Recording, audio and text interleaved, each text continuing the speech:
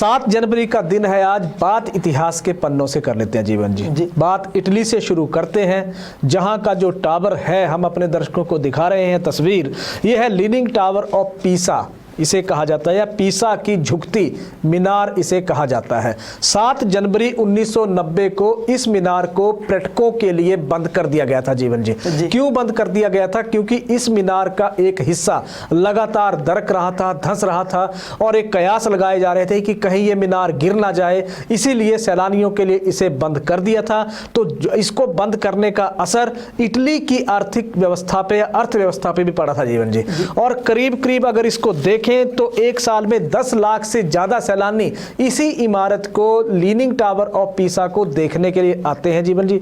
और इसका असर यह हुआ कि इटली भी प्रभावित होकर एक तरह से उस दौरान रह गया था। लेकिन एक मजबूरी थी इटली की कि इस इमारत को आज के दिन दर्शकों के लिए या लोगों के लिए बंद किया गया था। 13वीं शताब्दी में बनी थी जीवन जी ये इमारत, और 200 साल लगे थे इसको बनाने में। उस वक्त आप याद करिए कि किस तरह से इसका आर्किटेक्ट तैयार किया गया था। इसी को देखें तो इसकी हाइट जो है वो 55.86 मीटर यानी कि 183 फुट की इमारत है। ये मार्बल की पूरी ये बनी हुई है, मार्बल की कटिंग है इसमें, तस्वीर हम फिर दिखाएंगे।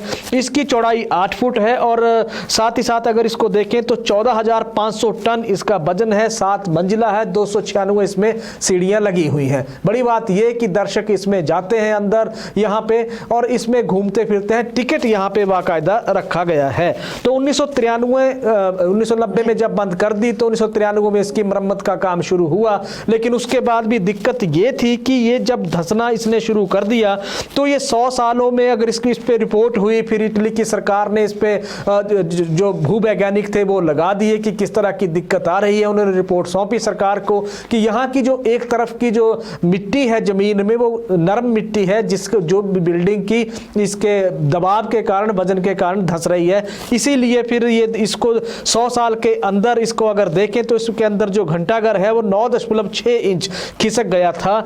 और इसमें इस सरकार ने इसकी मरम्मत के लिए, संरक्षण के लिए एक फंड बनाया, जिसमें 4.7 करोड़ की राशि इसकी मरम्मत पे खर्च हुई थी जीवन जी।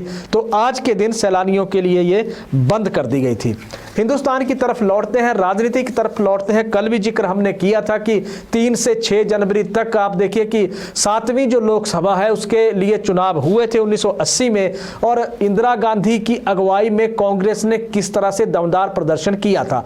आज आधिकारिक रूप से घोषणा की गई थी कांग्रेस की जीत की, और जीत के साथ ही कांग्रेस ने 350 से ज्यादा सीटों पे 1980 के लोकसभा के चुनावों में जीत दर्ज की थी जीवन जी। 1900 अगर देखें 77 में यानी इमरजेंसी के बाद सरकार चली गई थी कांग्रेस की, और बुरी तरह से सरकार गई थी, जनता दल ने की सरकार आई थी। लेकिन जब फिर 1980 में चुनाव जब हुए थे तो उन चुनावों में वापसी हुई थी कांग्रेस की, और ये वापसी इस तरह से थी कि इसने विपक्ष का नामो निशान खत्म कर दिया था, और विपक्ष इतनी भी सीटें नहीं जीत पाया था कि उसे लीडर ऑफ अपोजिशन तक के लिए आप कह लीजिए कि उसको मान्यता सरकार को देनी, सरकार दे पाए। लेकिन बड़ी बात यह कि जो वापसी हुई थी कांग्रेस की, 199 सीटों के उछाल के साथ कांग्रेस ने सत्ता में वापसी की थी। इंदिरा गांधी को इसका श्रेय जाता था जीवन जी। और उसके बाद फिर आप देखिए कि 31 अक्टूबर 1984 तक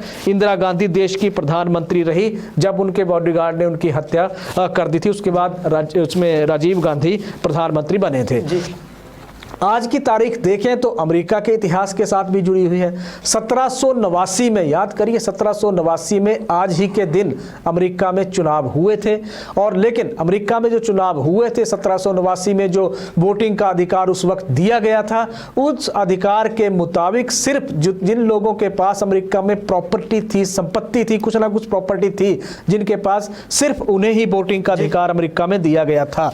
और लेकिन बड़ी बात ये कि इन चुनावों में जो जिस तरह के कयास वहां थे, जो जीत दर्ज की थी, जॉर्ज वाशिंगटन जीते थे वहां का चुनाव, और इन्होंने पहले राष्ट्रपति के तौर पे शपथ ली थी जीवन जी। और इलेक्ट्रोल अगर हम सिस्टम देखें तो उसी सिस्टम से आज भी अमेरिका में चुनाव हो रहे हैं जो 1789 में था जीवन जी। तो ये आज के इतिहास से कुछ हम लाए थे जानकारी अपने दर्शकों के लिए।